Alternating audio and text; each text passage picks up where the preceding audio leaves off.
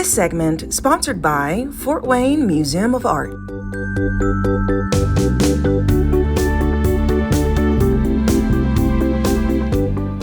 I am here at the Fort Wayne Museum of Art looking at their newest exhibit. This is It Was a Time to Sew, and as you can see, there are so many different quilts behind me. They have about 25 of them, and they are all historic. So it's so fun to walk around, look at the history, and learn more about it, and we're going to do that today, and you're invited. Let's do it.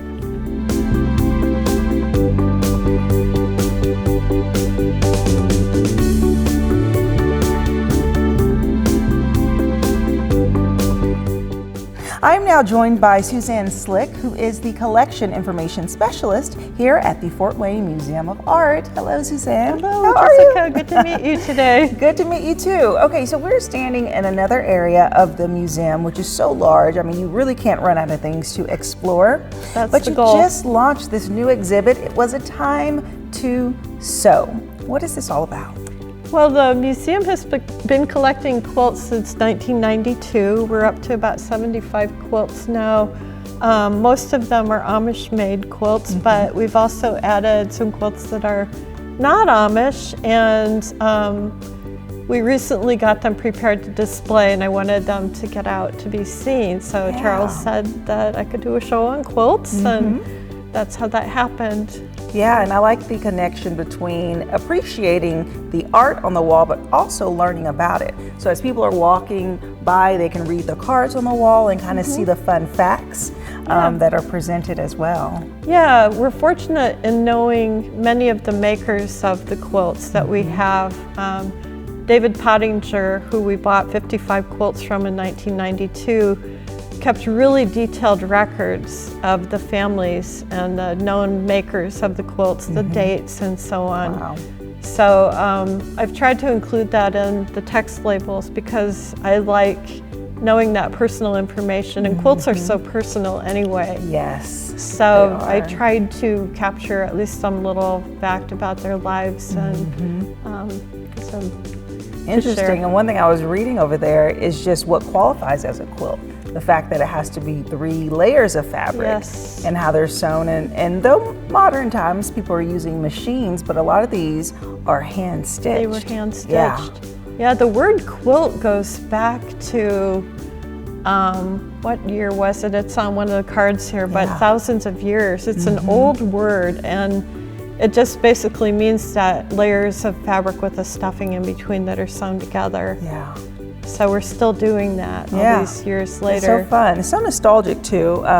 It's very traditional, I think, for a lot of families. So people will enjoy being able to walk and kind of see how someone else envisioned it, and just really thinking about the little souvenirs sometimes, or like a piece of a clothing or a piece of a memory that you can sew and then hand it off. Yes, that's what I was kind of referring to in how personal quilts are to people. There's a lot of family lore sewn into them, and they're very generational, and a lot of times girls, it's mainly women who make quilts, not 100%, but little girls learn from their moms and their grandmothers. And so all those things are passed down, and then the quilts passed down with the knowledge and the scraps and patterns and so on, Which the is stories. So cool to be able to see the history of quilts and really how far back they go in this museum from the 1960s and before. So let's walk around and kind of take a peek and chat about them. Okay, great. All right, let's do it. I'd love to do that.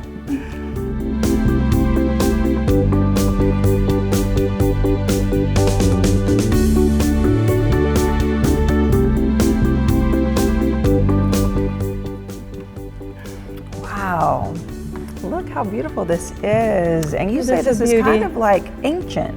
Well, it's from the 1870s, we think.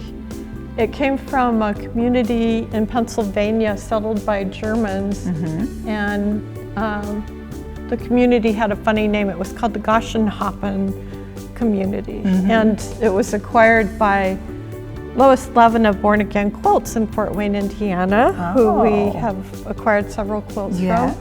And it's in pristine condition, and it's just an amazing piece for its age. Yes, it's so lovely, and it looks holiday vibes. Actually, It this does, whole wall, yeah. as we take a step back, you know, looking at these quilts look Thanksgiving, and then this one looks Christmas as well, Yeah. but this is not the original color. That's right. And in that era, red, green, and white quilts were very trendy, super popular.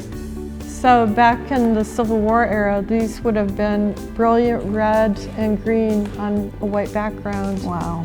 And they're beautifully sewn, and though they're faded, I just had to bring them out because they have a story, and the fact that they're faded doesn't diminish their value to me. So they were made with fugitive dye, which means the dye shifted over time, so the green became brown. The red was more stable back then, so the red remains kind of red. Yeah. It would have been more brilliant back in the day, though. Like a burn. Okay, well let's step over here, because this one has really caught my eye, because this one really brings in the textile like form, where it is block by block having different meanings. So tell me about this piece. This is a form of a crazy quilt. It was Amish made 1935. It's a crazy quilt made of blocks. You can see each block here, and each block is embroidered with the family name. Most of them say somewhere Napanee, Indiana on them. It's got a date on it too, which is a wonderful thing to have. Yeah. It's displayed like this because it's too heavy to hang on the wall. Yeah. If it were to hang, it would be very stressful for the whole quilt because gravity would be working against it all the time. So our tech team made this wonderful table so that I could get this one out. I love that. Yeah. And bringing in that tradition we talked about, different moments of a family that they can just kind of have all in one place. And then this one here looks like it explores different patterns. How far back in time do these go? These objects all came with the Pottinger purchase in 1992, so they are also from LaGrange, Indiana. And they're just bits of patterns that would have been kept probably as guides for the quilters. So if you wanted to make like there's a little one over there that's called Hole in the Barn Door. You know, if you wanted to make that quilt, you could refer to your sample. Or if you went to a friend's house and you saw a quilt pattern that you really liked, you might make a little sketch like that. Yeah, and then the little push pins. It's so they're cool to pin see how they looked back then in the 1860s and 70s. And so this over here has a special meaning. Well, I mean, it's really cool. It is really cool. These two quilts were made during World War II when cotton fabric was not readily available. It was being used for the war effort. So the civilians were encouraged to use feed sacks and other commodity bags to make things from. So if you look at the detail down at the bottom of this one, there's printing on that piece there, and it's some kind of old feed bag, I think. But in 1945, that would have been fabric that you could have found. And this one as well, this little crib quilt, might have been made from commodity bags too. I don't know for sure, but it's from 1944, so that would certainly fit. And I found some great information about commodity bags back then. It's estimated that millions of Americans wore clothing that incorporated feed sacks back then during the war. So fascinating. Okay, I guess style was style for them.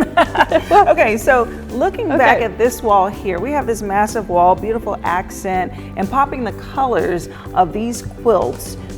How do these quilts kind of roll all together when it comes to the exhibit?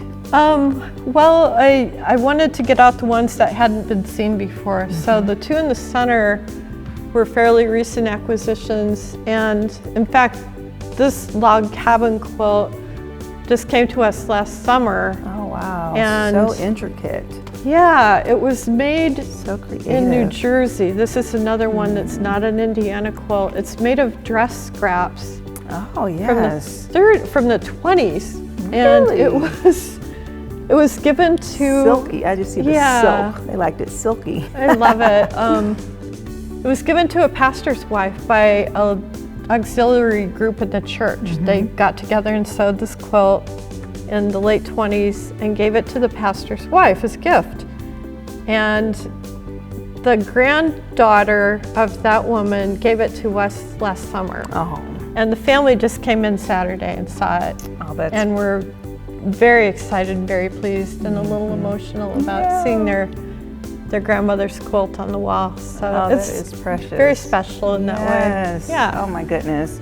And this one here is just stunning. I mean, just the creativity and the micro size squares brings it all together. Yeah, it's called Trip Around the World, and okay, not being a quilt expert. Yeah, again, 1926.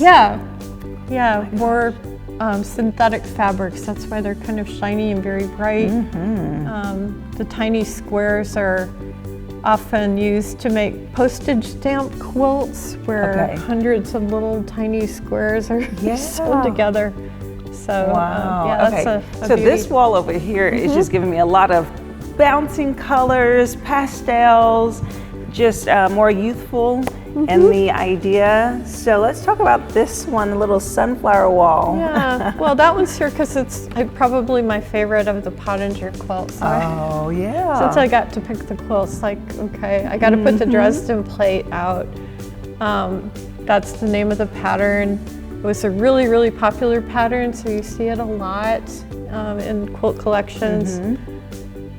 It's just beauty, and it's so big. I wanted a really big piece to fill a big space on the wall, and I picked the other two around it because the colors go together so nicely. They do. It's as simple as that. So 1935, wow. So as people come and enjoy, you have really just created just a flow of the material. What was your experience like curating this? Oh, I didn't know you were going to ask a personal question like that. It was a lot of fun. I've been working on the quilts for a few years. Charles asked me to work with a consultant, Lois, who I mentioned earlier, to look at our quilts and kind of assess the whole collection a few years ago. And she is the expert, not me. But I did learn a lot from her, and it put an idea in my head about showing the older quilts that have changed over time, like the two with the fugitive dyes. I found that story so fascinating. It's like they're still elegant and beautiful, even though they faded. It's just they're old. Yeah, exactly. Okay, you have something special coming up. Oh yes, on January 8th. At 5:30, there is a Second Thursday event. On Second Thursdays, we often have a little party, kind of an opening thing. So Lois Levin from Born Again Quilts is going to do a talk at 5:30. I will do a gallery tour at 6:30. There's a cash bar, snacks, and good festivities to have on a cold January night. So would love for people to come down and catch the show before it closes, because it will close just a few days after that. Okay, well, thank you so much. I appreciate it. Welcome. And if you would like more information about the Fort Wayne Museum of Art, we'll have their website listed below. You can check out all of the exhibits that they have to offer and how long they run. This quilting exhibit lasts only through January 11th, so you want to go ahead and get your tickets and come out and pay them a visit. And I'll see you after the break. This segment sponsored by Fort Wayne Museum of Art.